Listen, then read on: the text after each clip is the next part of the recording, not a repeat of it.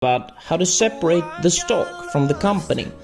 Most people believe that the stock and the company are the same thing, and therefore the stock price is relevant to the company. This is not true actually, and today we're going to debunk why that is. Firstly, they are not the same. Stock prices don't always align with how the company does. This is because they are based upon predictions. For example, revenue announcements, world events. When a company's earnings report for Q1 is released, for example, it was predicted that the company would earn $1.7 billion in revenue, but the company just fell short by earning $1.68 billion. This will cause the price to drop because investors expected the company to do better, and now they're worried about the company's future.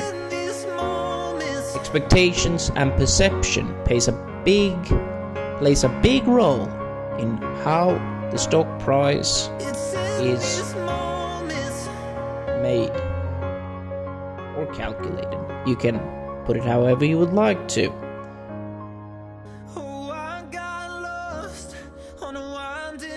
The same goes for announcements. If Ford announces it bought the Bugatti division of Volkswagen as a hypothetical, the share price of Ford would go through the roof, obviously.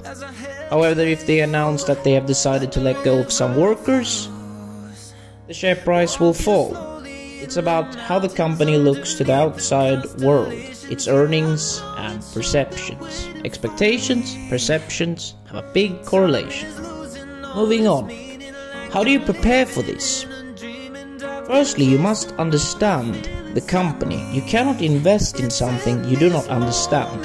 So if you invest in PayPal, you must know that PayPal is a payment processing company, and the revenue they collect is based upon what companies pay them to use them as a payment service. And they also have other payment services that they bought, such as iSettle.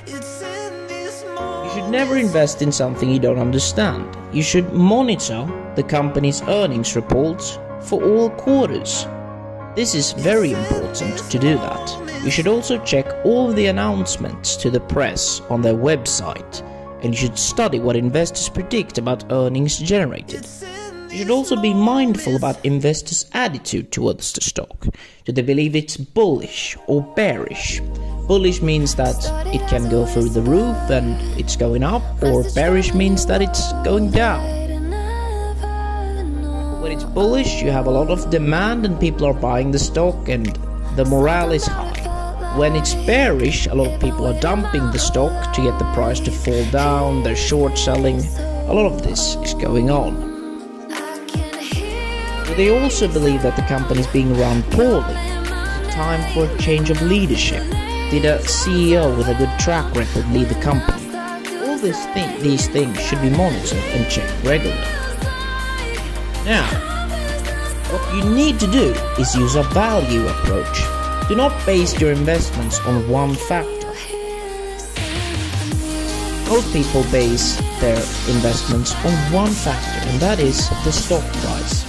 And this is not good, because the stock is not the company, as Jeff Bezos said. Although the performances of a stock and its business tend to correlate over the long haul, in the short run they cannot move in the opposite directions.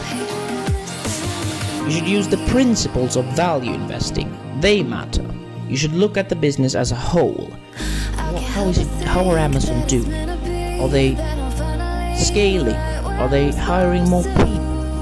New divisions being made? Are they acquiring new businesses such as Ring?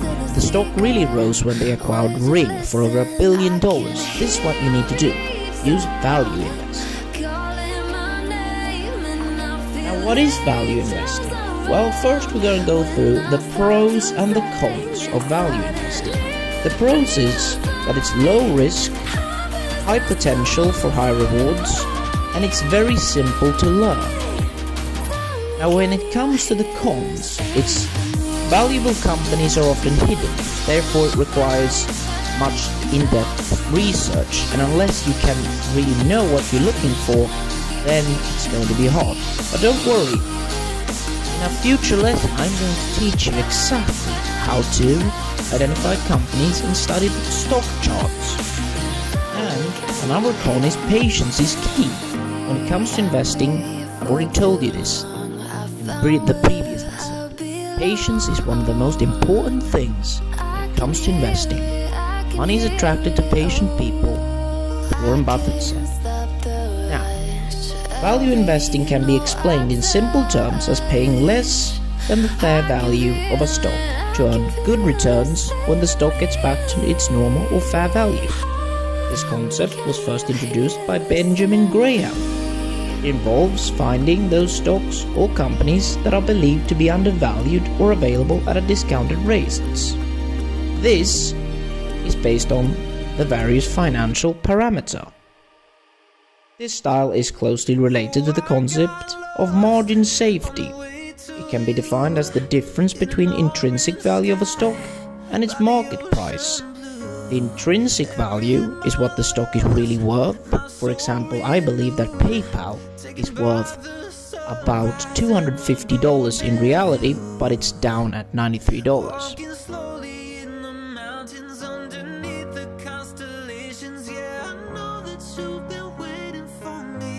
It protects the investor from errors involving judgment of fair value. It also provides a good return opportunity and minimizes the risk.